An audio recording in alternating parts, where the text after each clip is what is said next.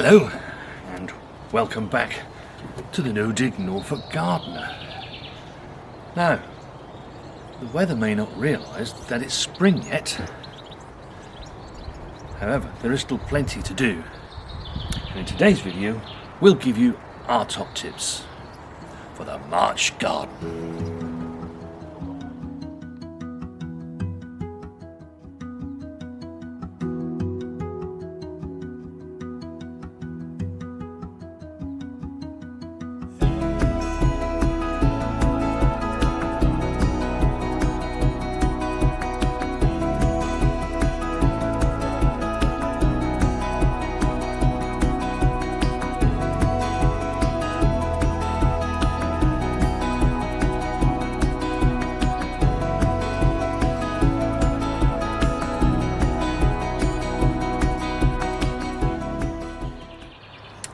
Now, we really love this dogwood, and in the winter months it really looks quite spectacular. It gives a deep scarlet red colour, and you can see as we get into spring, it's losing that. It's just the remnants on top here, but also it's starting to grow again. So at this time of the year, you need to be really ruthless with these and actually cut them right back.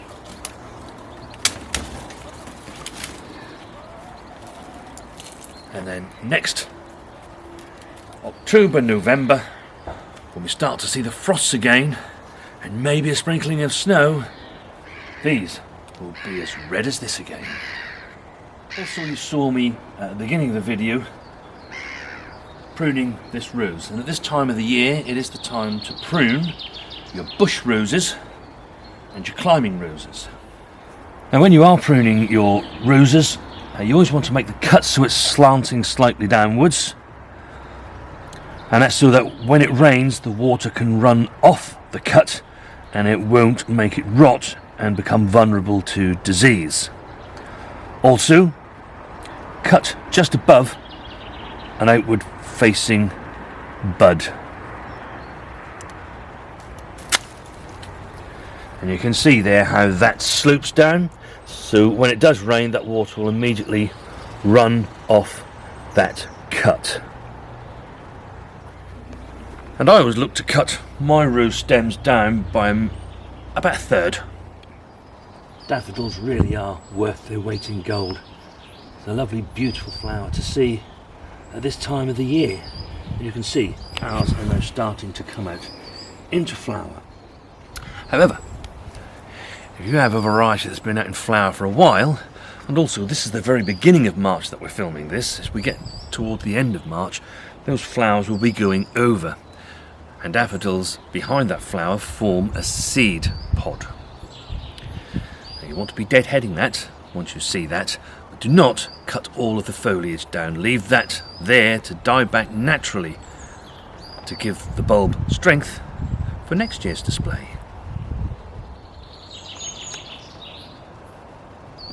If we get any high winds during the month and you get some broken branches on any of your trees or shrubs, you want to be pruning those back so the disease can't set into it and kill them off. Now, the other thing with trees, this is obviously clearly an established plum tree that we have in the middle of the garden, but when trees are first planted they have ties on them that you tie the stake to the tree with. Now, you don't notice it all year long, they happily sit there and grow along. But at this time of the year it's a good idea to check those ties and see if they need loosening a bit, because the width of the trunk has now expanded and that tie could be cutting into it. Now, also this year, these are also very, very welcome. Now, I can't remember the name of this plant now. It was actually given to us by my father-in-law some time ago. But it is from the snowdrop family, although it's not a true snowdrop. However, with these types of plants, when they finish flowering toward the end of March, another job you can do is that you can cut the clump in half, replant it elsewhere to increase your stock and have more of these plants dotted about in your borders. And of course the other thing is, as March is here, the lawns start to grow. So on dry days, if It's looking a bit on the long side. Mow your lawns this month. Begin the lawn mowing. If it's going to be your first cut, ensure that the height of the blades are raised nice and high, and gradually reduce it over the next few cuts. Now, it's very likely during March that you're going to make your first plantings of the season. And actually, if Mrs. W just turns around, you'll see that we have planted some radish into the ground. The radish are really quite hardy. Some things that you might sow won't be as hardy. And so it's a good idea that when you plant things out this month is to just get a bit of fleece over them, just to protect them from the really cold winds. Now, I shall be, over the next couple of weeks, in about 2 weeks' time, I shall be putting our onions out into the ground, and they will immediately be fleeced over.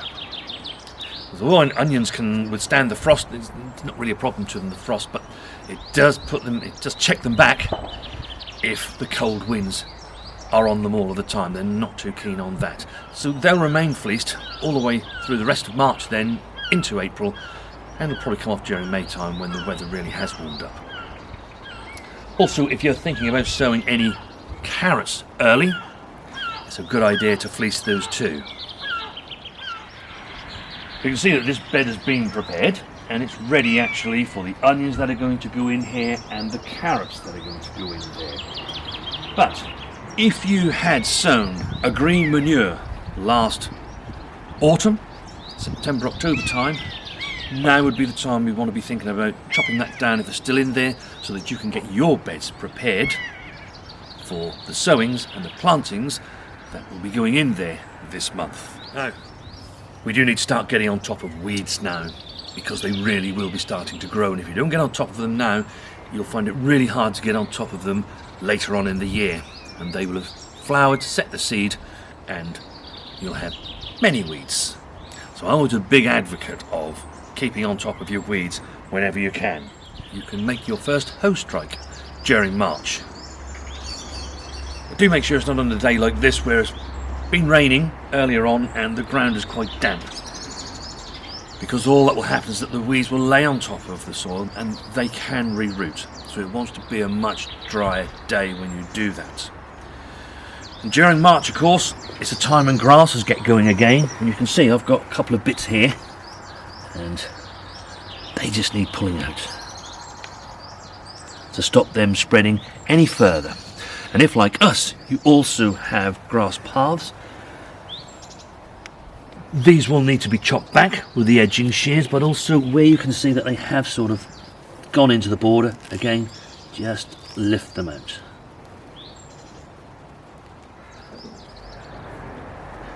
Now you can also see here that coming out from the grass, we've got some chickweed that's trying to find its way in there. In fact, over the winter period it has. This was where it started from, but it's also now got itself right into here. So again, just give that a pull and get that out. Comes out really easy, especially if you're no dig like us.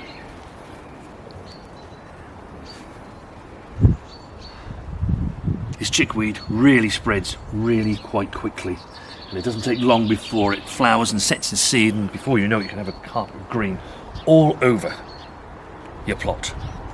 It doesn't matter whether you're no dig like us or not, keep on top of the weeds. If you get on top of them now, the rest of the year it's just a little bit of weeding, just to take out the ones that, you know, are popping through.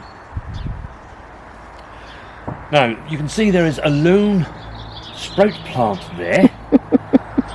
We've had the other 8 plants, and that one's just actually taking it out and having whatever's on it. But the reason why I pointed this is not because of the sprouts, but Mrs. W will confirm to you that there were dandelions and all sorts of thistles growing there. There was many thistles. Yeah, and when we say many, we mean many. There was probably over 30 there, dotted about, and indeed into the next bed in this plot too. You don't see them today because we look to keep on top of those, and all through last year with our trowel, all we kept doing was digging down and getting as much of that root out as possible. You keep doing that, and what that does, it weakens that root, and then eventually it can't grow any because it can't photosynthesize. If the root doesn't have any energy in it, it can't produce leaves.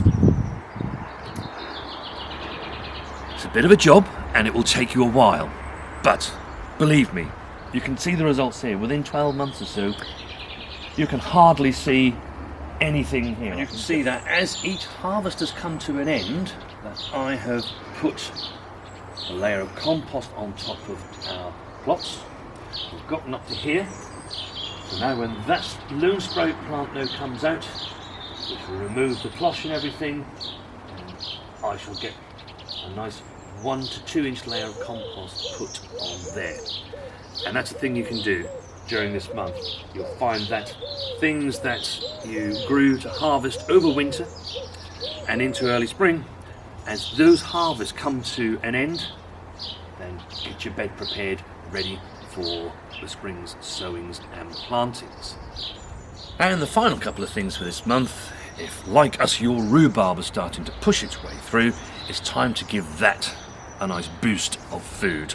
So for us, being No Dig, we don't use anything other than our compost, so it will get a nice layer of compost all around it, which will eventually go into the ground and will feed that rhubarb. Whatever you use, whether it be manure or whether it be compost, don't set it around the crown, otherwise you could cause that to rot, so set it back away from the crown. And if you grow anything in containers, it could be you're growing vegetables in containers, it could be that you've overwintered some flowers in containers. I was looking there and I suddenly remembered that Mrs. W doesn't have them in the greenhouse this year, they're somewhere else. But anything you grow in pots need rejuvenating, so scrape away the top few inches of soil and compost and replace that with nice fresh compost. And just as a word of caution, if you're somebody that are looking and are growing your blueberries in pots like we did a few years back, remember to use ericaceous compost. So as you can see, there is much to do during March, and at least there's 31 days this month, so we get an extra few days on top of what there was in February to try and complete all of those tasks. Now, we'd like to say thank you for all of your kind comments after our last video. You saw us extending this tunnel, and hopefully you all have a much better idea now of how to put one of these together, should you want to do so. I was also asked about some sow-alongs, in particular celeriac. I know I was asked last year, but people remind me again, and yes, celeriac does get sown in the month of March, and we shall do a grow along with you for that. Now, next time we shall look at the seeds that we're going to be sowing this month. So we shall see you next time.